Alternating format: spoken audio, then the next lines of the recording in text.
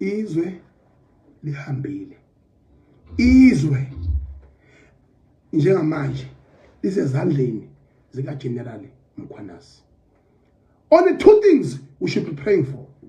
Ukuthi uGeneral Mkhwanazi kungakhulunyelwa naye phansi, ngoba njengamanje ugadwe istate vele kungakhulunyelwa naye phansi ukuthi ayindoda asixoxa cha khona uqinisile, ngoba ziningi ikhulu engalalanga zithi mhlawumbe ilist yakhe inde mhlawumbe nami ngiyalandela, mhlawumbe nami ngiyalandela, mhlawumbe nami ngiyalandela.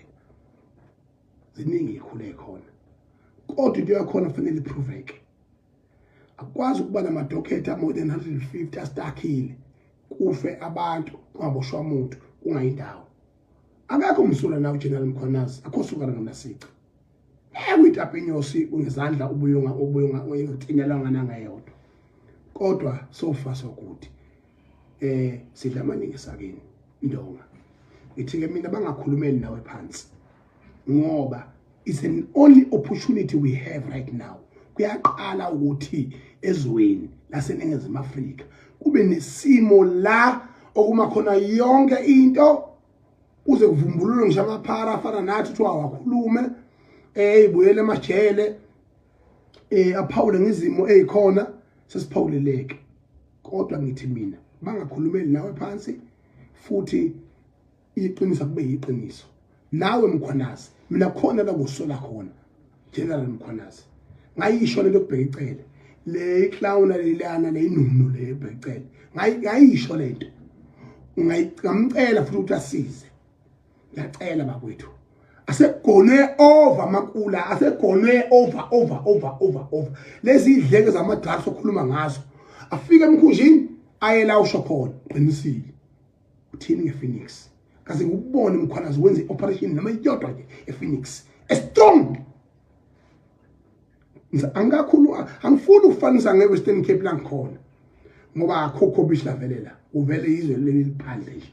Mawusu national commissioner ke vele uzokwazi ukubhekana naso simo. Kodwa kwamanje ngithi mina angaze ngibone uba serious nePhoenix. Nobheka icele wayiziba iPhoenix wazi wahamba. Nomfowethu usenzo ngimtshenile ngePhoenix. Nginama record ngikhuluma ngePhoenix. Ukuthi amandiya agamenxe, amandiya azosusa impi, amandiya ayisa, amandiya achaphaza abantu abamnyama, amandiya achaphaza omama, achaphaza obafowethu, achaphaza wonke umuntu aze bazobabhansela ngabasemisho ngo3 hewa.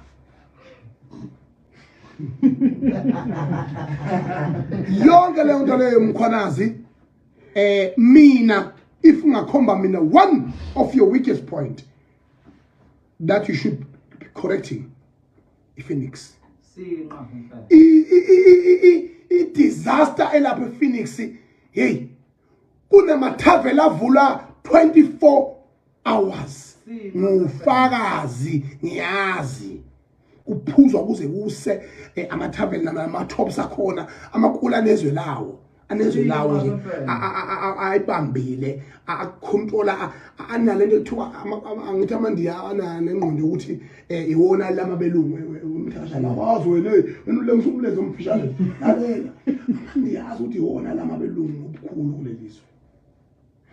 Ngiyakutshela cha ngazi ukuthi mina Phoenix sinemotion kahulumeni untolana labalimi. Hayi wena ukhuluma wena ngale batupela khuluma batupela la khuluma mina into engikhuluma mina la amandiya azuthi wona lamabelungu obukhulu. Ingakho amandiya ekwazi ukuthatha isimo sasePhoenix I create ibe independent. It just went and it went. Mawuthi uyabuka laphana idleke zamadrugs elapha hayi azaziwa siyaziwa bayaholo mstation okusho ukuthi ngempela uMkhwanazi le never ithintile kusekhona eminye imthambo equmbile la. Mkhwanazi ayikhale asibe sonke baphema, asibe sonke baphema busa lebehluleka. Sengishilo mina la ngikhuluma ngento engiyaziyo, angikhuluma mina ngakuthatha ngubeke mina la kuvula khona 24 hours abuku utshwala boka uyabudayisa uyiTops engazi uyoshaya uze uyoshaya ngoba uphulwa yonke into bemithetho because they are independent country on their own. And I've said it, not today, long time ago. I'm partying about drugs. And you've spoken very well, articulating and emphasizing about drugs.